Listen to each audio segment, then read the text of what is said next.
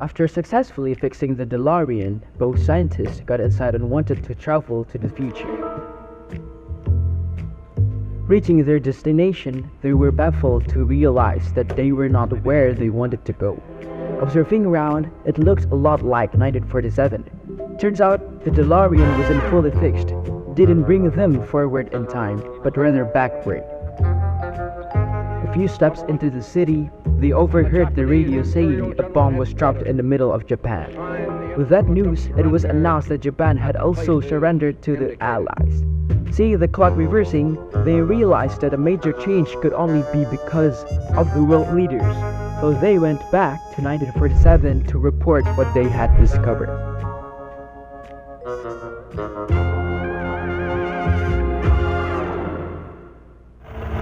Polisi masih memburu tiga pelaku pembunuhan Vina dan Egi yang ditetapkan sebagai DPO hingga memposting informasi tiga orang DPO ternyata hoax. In today's age, our reality has shifted. The consumption of media has become a diet, shaping our perspectives and behavior. The media that was once praised for democratizing information and knowledge are now designed to hook us and our attention for profit. The manipulative power these platforms have can be frightening. Just as Jaron Lanier warns us, the real product is the subtle shifts in our behavior and perception induced by these platforms. But you have more power over the algorithms than you think. Let's step out and see what you might discover. Please welcome Wisnu Nugroho.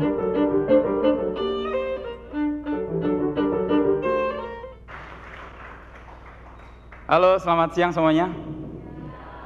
Perkenalkan, nama saya Wisnu Nugroho. Saya wartawan, penulis, dosen, dan sekarang 8 tahun terakhir menjadi pemimpin redaksi di kompas.com. Terima kasih.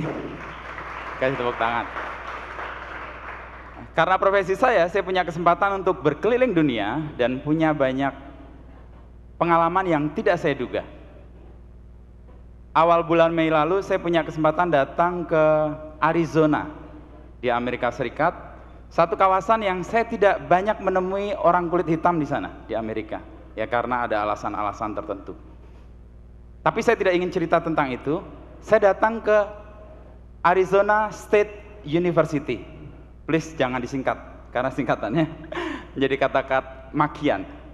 Saya datang ke Departemen Komunikasi, di mana saya punya passion atau minat yang luas di situ. Dan di Departemen Komunikasi itu, di hallnya ada tulisan ini. News is the first draft of history.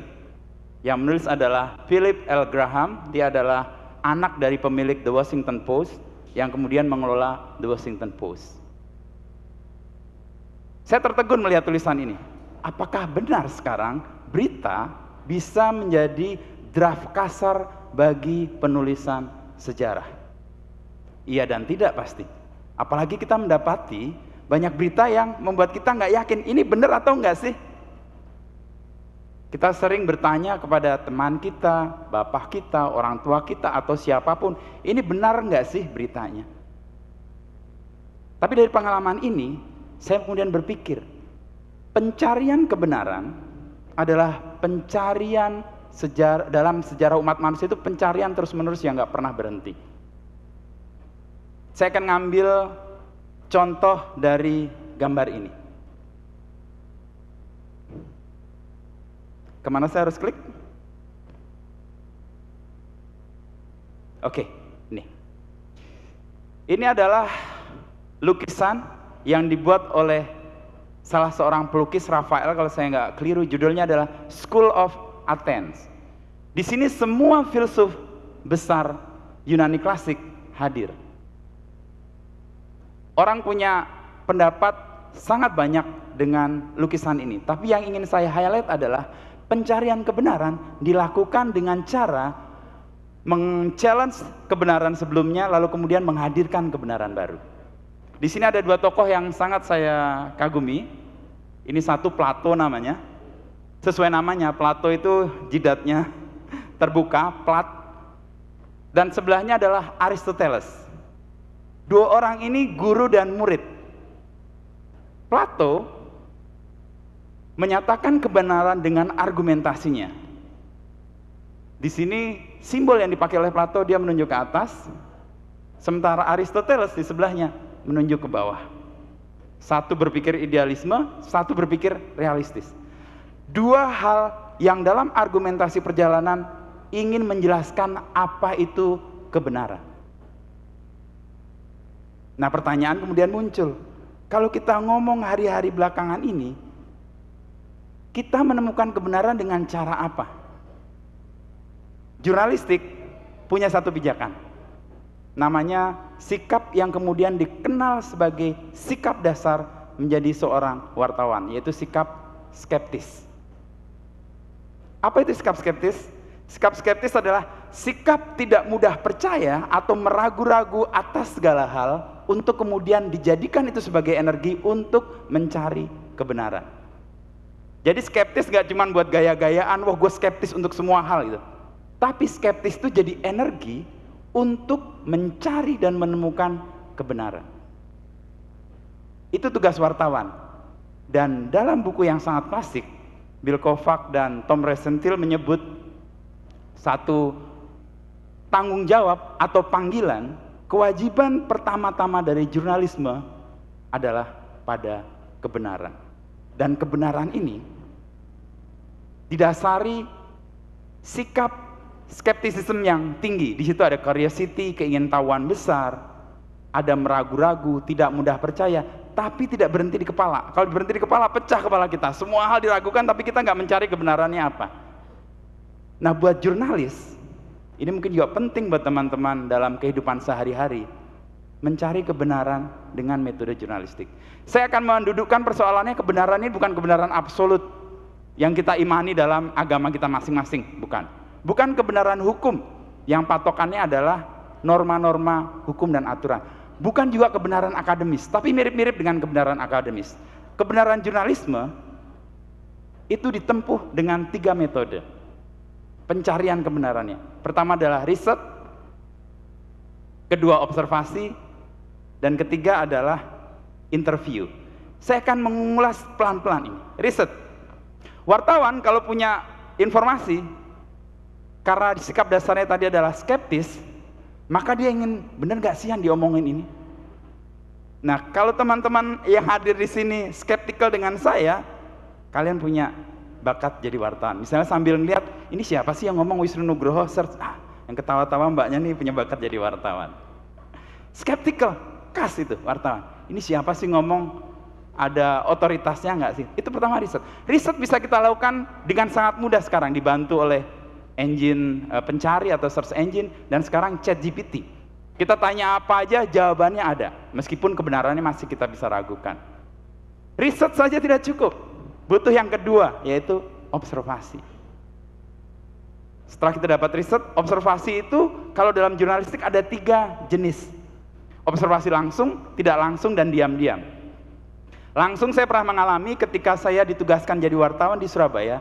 Saya pernah ditugaskan menjadi tentara selama 1 bulan untuk tugas di Aceh ketika perang melawan GAM. Saya dilatih bagaimana survive dengan bekal tas ransel dan makanan yang ada, dan bagaimana hidup di hutan ketika tidak ketemu dengan manusia dalam waktu seminggu. Itu observasi langsung. Jadi kalau ketembak saya mati beneran karena bukan latihan itu. Dan saya dibaiat dalam tanda petik untuk menyerahkan segala hal yang saya miliki dalam tugas menjadi wartawan karena observasi langsung. Yang kedua adalah observasi tidak langsung. Ini hampir semua wartawan melakukan. Misalnya nonton pertandingan Persib lawan Madura United, dia buat laporan, itu observasi tidak langsung. Nonton tinju pertandingan, dia laporan, observasi tidak langsung. Bedanya apa dengan langsung? Kalau langsung, kalau dia liputan atau ada di pertandingan, dia bisa nendang wasit atau nendang si pemain yang lain, atau nendang bolanya, itu observasi langsung. Nah, yang ketiga adalah observasi tidak langsung. Tidak langsung atau diam-diam, sorry. Yang ketiga adalah observasi diam-diam. Ini biasanya dilakukan ketika kita ingin membuat investigasi yang belakangan akan diatur oleh negara, yang ingin mengurusi segala hal yang publik atau audiens atau sivil itu bisa melakukan dengan lebih baik di undang-undang penyiaran. Observasi ada 3, riset dilakukan pertama. Observasi dan riset saja tidak cukup, perlu ada wawancara. Nah, wawancara kepentingannya untuk apa? Satu, untuk klarifikasi, mengklarifikasi, menjernihkan. Yang kedua, untuk verifikasi, memverified benar atau tidak. Nah, yang ketiga adalah untuk memastikan, memberikan konfirmasi atas informasi yang sudah dapat. Oh ya, ini benar. Konfirmasi, klarifikasi, dan verifikasi. Itu dilakukan. Apakah cukup wartawan bekerja hanya dengan riset dan observasi? Menurut saya enggak. Saya pernah mengalami kesalahan yang sangat fatal ketika saya membuat liputan dan mengambil take it for granted apa yang saya lihat, saya observe tanpa saya lakukan wawancara. Ada yang tahu aksi Kamisan? Ya, di istana setiap Kamis, ini mungkin udah 600 atau 700 kali, ada Ibu Sumarsih di situ yang setiap saat dia pakai baju hitam, pakai payung hitam, berdiri di depan istana untuk menuntut tanggung jawab negara. Saya ikut bikin risetnya, lalu ikut liputannya, observasi. Saya nggak pernah tanya waktu mau menulis, kenapa dia pakai baju hitam. Harusnya saya melakukan itu untuk klarifikasi, konfirmasi, dan verifikasi. Saya tulis saja, duka di depan istana besoknya. Ketika tulisan ditayang, Ibu Sumarsi telepon saya, Mas Inu, itu salah, kami tidak berduka. Duka kami sudah lewat. Lalu apa tanda hitam? Ini kesalahan saya ketika tidak melakukan wawancara, meskipun risetnya bagus, observasinya bagus. Hitam, dalam pengalaman kultur saya itu tanda duka, ternyata dipahami oleh aksi Kamisan sebagai lambang keteguhan.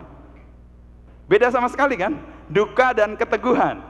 Nah itu, kalau kita tidak melakukan 3 hal ini dengan tertib, maka kebenaran yang mau kita raih itu tidak berhasil.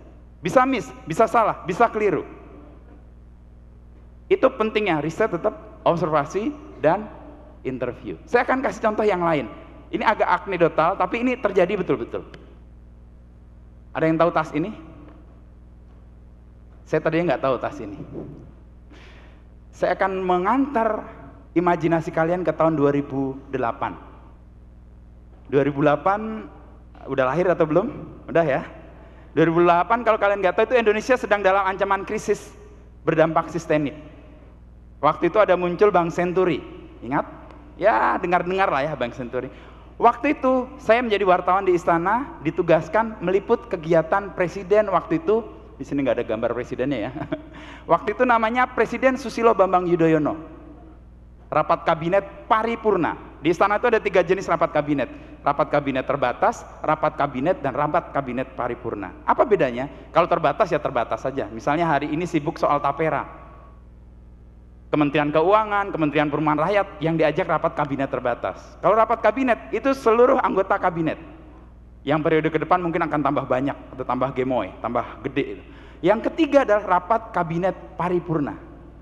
Paripurna itu seluruh anggota kabinet dan semua kepala lembaga negara, dan biasanya mengambil keputusan penting.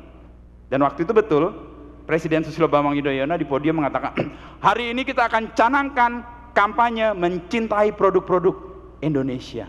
Wah, saya wartawan ada di situ. Saya catat, wah keren nih, besok headline ini atau jadi berita utama.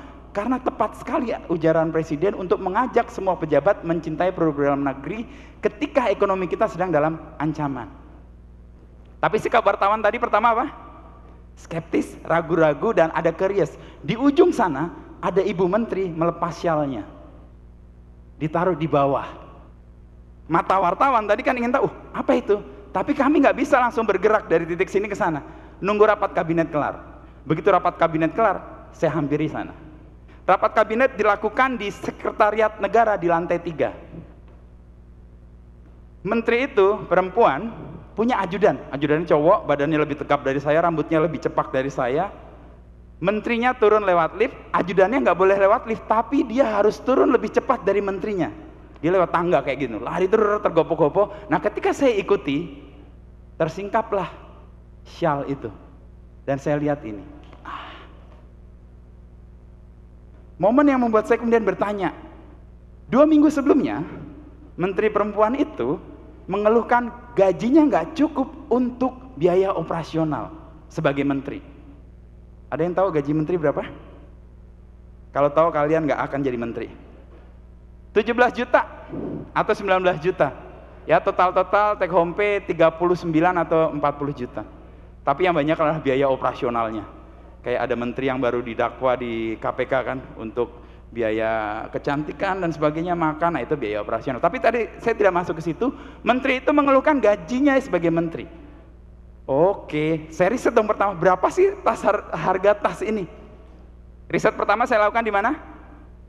Bener, di Google saya search. Harga tas LV.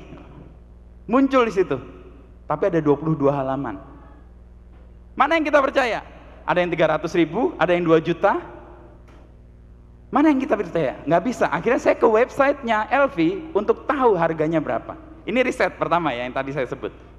Di situ ada di LV website itu, tetapi harganya nggak ada, tapi tasnya ada. Oke, riset saya untuk mencari kebenaran berhasil nggak? Nggak. Oke lah, saya pulang ke kantor. Kantor saya di Palmerah, istana itu di Medan Merdeka Utara. Saya lewat Plaza Indonesia dan Grand Indonesia. Nah, yang ketawa-tawa tahu nih Plaza Indonesia. Di situ ada fasad gede banget tulisan Louis Vuitton. Yang wah itu kemerlapnya itu lebih heboh karena nggak pakai lampu karena dia hologram. Louis Vuitton. Saya memberanikan diri untuk masuk ke situ untuk kepentingan observasi, mencari apa? Kebenaran dan harga tasnya. Ada yang pernah masuk LV store? Oh, yang geleng-geleng kayak belum pernah. Saya kasih tahu supaya nggak malu-maluin kayak saya. Ketika kita masuk itu dihampiri 2 orang. Ditanya, mau cari apa Pak? Oke. Dengan kepercayaan diri yang penuh ingin mengetahui harga tas itu, saya tanya, saya ingin cari tas LV warna putih, logonya warna-warni kayak pelangi. Deskripsi saya ternyata ditangkap dengan baik oleh petugas yang itu. Oh, di sebelah sana. Oke, saya datang. Ah, ini dia. Saya pegang, saya kaget luar biasa. Kenapa? Harganya kenapa? No, harganya nggak ada. Biasa belanja di Ramayana nih kayaknya. Atau di Alfamart ada semua. Dia nggak ada. Aduh, tas sudah saya pegang. Lalu ditanya sama petugasnya itu, gimana Pak? Masih sisa gemeter juga karena sudah pegang barangnya. Harganya berapa ya? Tujuan saya cuma pengen tahu harganya. Oh, silahkan ke kasir. Waduh, jangan suruh bayar nih. Saya ke kasir, saya tanya di situ. Dan kasirnya melihat saya, kayaknya oh ini bukan tipikal orang yang beli tas Elvin, tapi dia masih baik. Dan kemudian memindai barcode yang ada di tas itu dan kemudian menunjukkan pada saya. Baru setelah itu saya terperangah. Tapi kebenaran saya dapat. Harga dengan observasi langsung. Saya beli tasnya? Enggak. PR-nya adalah gimana caranya keluar dari store itu tanpa harus membeli. Alasan bapak-bapak saya keluarkan. Istri saya kayaknya nggak cocok nih tas yang gede gini. Ada dompet yang kecil nggak? Harapan saya itu nggak ada dong. Karena saya bisa melenggang dengan tenang. Dijawab oleh kasir, ada di sebelah sana Pak. Aduh, mampus deh saya. Tapi ya udahlah, itu udah jalan saya untuk. Tapi tujuan saya udah ketemu harga itu. Oke, tas saya pegang, saya kembalikan, saya menuju ke tempat dompet itu. Tapi beruntung, ketika mau menuju tempat dompet yang kecil warna ini juga, di pintu itu ada rombongan ibu-ibu Jaksel kayaknya mau masuk. Jadi 2 petugas yang mendamping saya terdistrak matanya, lalu kemudian memperhatikan mereka dan saya lolos keluar. Aman. Kebenaran kedua saya dapat. Riset gagal, observasi saya dapat. Tapi masih ada satu lagi. Apa namanya? Interview. Saya wawancara dong, ajudan. Karena dia megang tas, memastikan itu tas Ibu Menteri bukan. Oh iya. Bahkan dia cerita Ibu Menteri itu koleksi semua tas merek warnanya putih. Wah, itu ajudan cerita dengan banyak, lalu kemudian saya dapat semua data. Selesai. Di istana kalau waktu kita nunggu liputan, itu biasanya kita nongkrongnya sama ajudan-ajudan itu. Nah, ketika kita ngobrol, lalu kemudian itu jadi tulisan besoknya. Saya tulis pesannya kira-kira gini. Mentalitas pejabat itu kira-kira mentalitas kayak anak-anak yang baru patah hati. Cinta tapi tidak harus memiliki. Mengkampanyekan cinta produk dalam negeri tapi tasnya LV. Itu riset, observasi, sama interview. Dan cara ini menurut saya cukup efektif untuk membuat kita tidak mudah tersesat dalam lautan informasi yang rumit dan banjirnya luar biasa. Ketika kita dapat informasi, please pertama kita ragukan, kita pertanyakan, tetapi nggak berhenti di situ.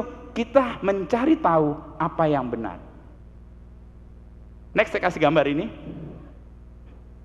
Kalau kalian melihat ini sebagai sesuatu yang jenaka dan menemukan kejenakaannya, kalian sukses untuk ikut kelas ini. Mungkin nggak Soekarno melakukan ini dan mengatakan ini? Enggak. Tapi kebenarannya benar nggak? Kebenarannya benar, tapi banyak orang di luar sana tanpa sikap skeptis yang baik itu mempercayai kayak gini, tokohnya diganti, tulisannya apa, lalu dikatakan, oh iya sih ini tuh mengatakan ini, sampai berantemlah di grup WhatsApp, ribut semuanya karena hal-hal yang nggak bisa terverifikasi. Dan menutup apa yang ingin saya katakan di sini, kebenaran harus dicari, dan untuk pencarian itu butuh gugatan. Dan closing saya adalah hidup yang tidak dipertanyakan, hidup yang tidak digugat, dan hidup yang tidak ditemukan jawaban atas gugatan itu tidak layak diperjuangkan. Terima kasih.